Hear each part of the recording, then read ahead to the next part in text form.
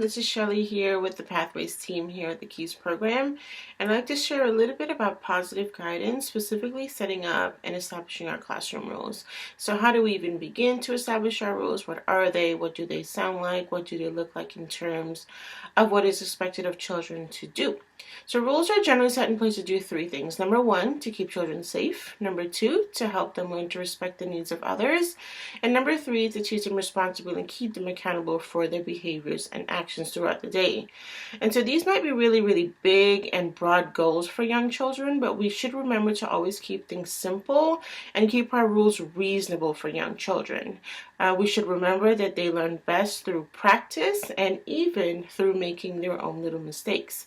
So when setting up your classroom rules, consider the four following things. Number one, rules should be few, not more than 5 for older children, and around 2 or 3 for our younger toddlers and younger age groups.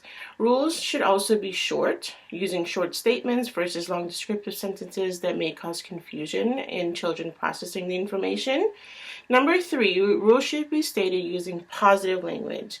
So any rules that include words like no, don't, stop are not recommended. We want to make sure that children have a clear expectation of what to do, which brings us to our fourth consideration when we are planning our rules, and that is that rules should be clear. So a few examples of rules that meet all of these recommendations are walk inside the classroom, or clean up, or use gentle hands with friends. And these may be rules that you already have in place in your classroom and the children may already be practicing it, and that is wonderful. But remember, the rules can also be invented to meet the needs of your children, to meet any behavior challenges that you may be facing. We can adapt new classroom rules to help target those behaviors. So take inventory of your classroom rules. Do they set children up for success?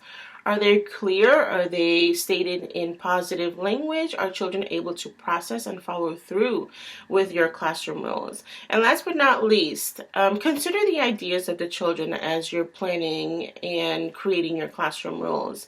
Maybe ask them what they think the classroom rules should be, because after all, they're the ones who have to implement and follow them. So take hold of their ideas and work with them and their skill set so that everyone can be successful in the classroom together.